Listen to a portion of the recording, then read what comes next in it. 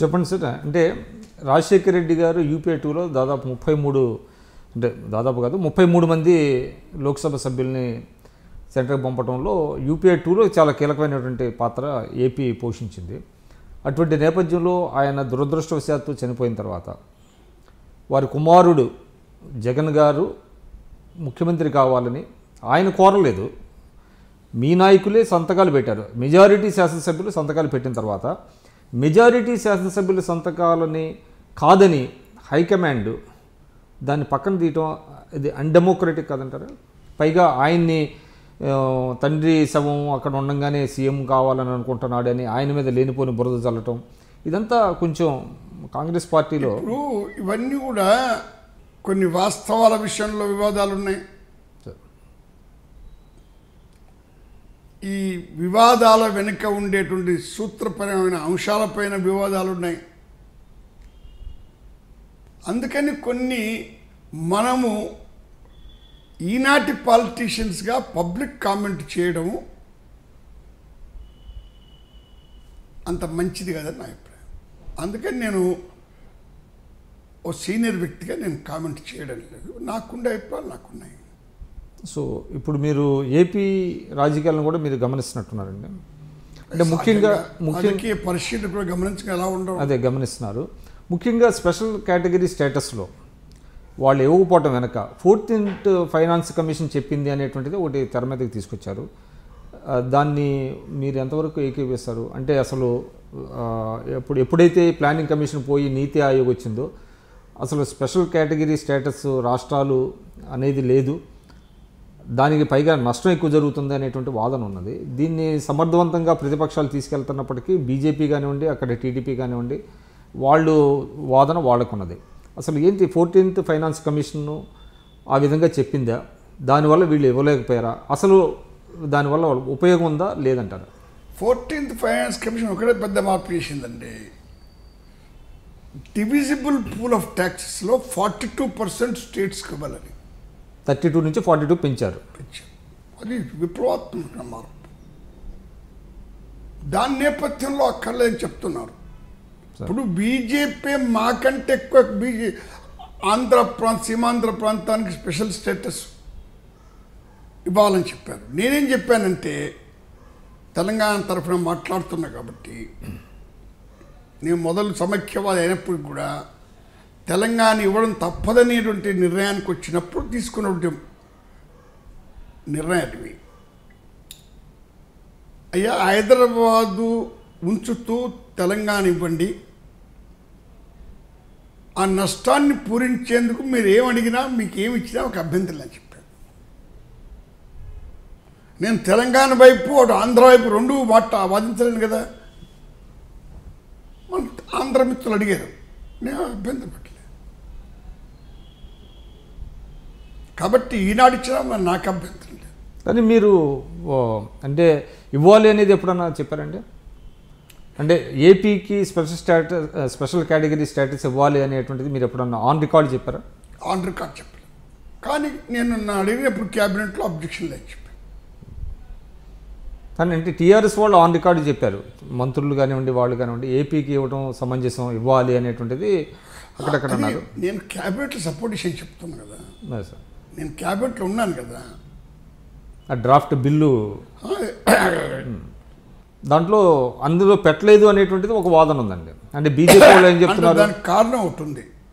మన సీమాంధ్ర మిత్రులు ఈ ప్రతిపాదనను తరుణ్ లేట్గా తెచ్చారు, లోక్సభలో పాస్ అని తెచ్చారు. అప్పటి వరకు సీమాంధ్ర మిత్రుడు పొరపాటు ఏం చేశారంటే తెలంగాణ ఇవ్వద్దంతే, ఒకవేళ కర్మగాలి మీరు ఇస్తే ఈ పనులు చేయాలయ్యా ప్రత్యామ్నాయంగా అని చెప్పాలి కదా. ఆ పాజిటివ్ అప్రోచ్ చేయడం వల్ల కూడా నష్టం జరిగింది. కానీ అక్కడ ఆంధ్రాలో ఒక ఉద్యమం లాంటిది అది ఆర్టిఫిషియల్గా వచ్చిందంటారా, సహజంగా వచ్చిందంటారా? అక్కడ కూడా కొంతమంది కేంద్ర మంత్రుల్లో దిష్టి బొమ్మలు తగలేయటం, అంటే రాజకీయాల దృష్ట్యా కొంతమంది అట్లా రేకెత్తించారనుకోండి. కొంత సహజంగా వచ్చింది, కొంత రాజకీయంగా వచ్చింది. ఇక్కడ తెలంగాణ ఇవ్వమని December 7th నాడు 8th నాడు ఎవరు చెప్పారో వాళ్ళే అక్కడ వద్దని ఆర్గ్యూ చేశారు. ఇప్పుడు మాసిన గాయాలను మళ్ళా రేకెత్తకూడదని నాకు ఒక బాధ్యత గల వ్యక్తిగా. కానీ ఉండవల్లి అరుణ్ కుమార్ గారు కూడా అంటే మీ వాదనని కొంత వ్యతిరేకించినట్టుగా కూడా కనపడింది.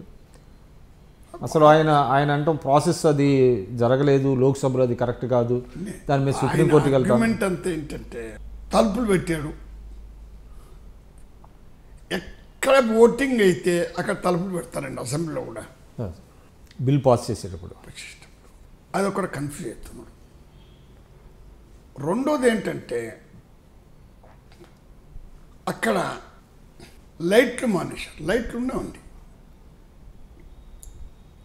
నాకు తెలిసిన మేరకు లోక్సభ ఆఫీస్లో ఆనాడు మొత్తం కూడా టెలివైజ్డ్ ప్రొసీడింగ్స్ ఉన్నాయి. బయటికి ఇవ్వలేదు. But that was recorded. It was recorded. ఆ ప్రింటెడ్ టెక్స్ట్ అందరికి ఇచ్చారు. ఎవరేం మాట్లాడినా ఉపన్యాసం ఎలా తెలుసు మీకు? అక్కడ రహస్యం జరిగేందుకు వీల్లేదు కదా.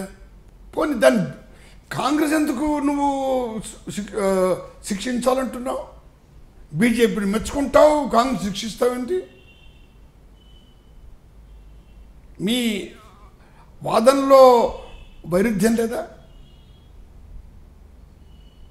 మీరు అనుకున్నది సాధించలేకపోయామనే కోపంతో చెప్పే మాటలు తప్ప దాంట్లో లాజిక్ లేదు. సో మీరు చెప్పండి, కాంగ్రెస్ వాది పెప్పర్ స్ప్రేయర్గా వేయడం అంతకంటే ముందు ఏ విధంగా న్యాయం? ఇప్పుడు అదే పద్ధతి అందరూ అవలంబిస్తే ఈ పార్లమెంట్లో కానీ అసెంబ్లీలో కానీ ఏ బిల్లు పాస్ కాదు. సస్పెండ్ చేయాల్సి వస్తే అప్రజాస్వామిక వంటివి ఉంచితే అల్లరి పెడుతుంది. కొంతవరకు అల్లరి పెట్టడము, అవసరమైతే అంతరాయం చేయడము ఒక వెనుకబడ్డ దేశంలో పార్లమెంట్లో జరుగుతాయి. కానీ దానికి కూడా ఒక హద్దు ఉంది కదా. మీరెవరైనా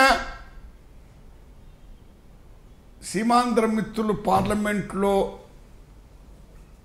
వ్యవహరించిన తీరు సక్రమంగా ఉందని చెప్తే నేను ఒప్పుకుంటాను. అంటే వాళ్ళు కూడా పబ్లిక్ బ్లాక్ క్లాష్కి భయపడి కొంత ఏం చేశారు, కారణాలు ఉండొచ్చు. వాళ్ళకుండే అసంతృప్తి, ఆగ్రహం హద్దుమీరిన నేపథ్యంలో సమయాన్ని కోల్పోయి ఉండవచ్చు. అలాంటి పరిస్థితిలో ఉంటే నేను కూడా కోల్పోయేవాడిని. నేను అందుకని నిందించలేదు. కానీ అదన్నీ ఏది లెక్క లేకుండా మీరు రుద్దేశారు బిల్లు అన్నాం. మెజార్టీ ఎవరు అన్నారండి? బిల్లుకు మెజార్టీ అన్నారా? కాబట్టి అది సుప్రీంకోర్టులో నిలబడే ఒక సమస్య లేదండి. అది తెలుసు. ఆ ఉండవల్లి అరుణ్ కుమార్ చెప్పాడు, పార్లమెంట్ ప్రొసీడింగ్స్ను ప్రశ్నించే అధికారం సుప్రీంకోర్టుకు లేదు. రాజ్యాంగంలో స్పష్టంగా ఆర్టికల్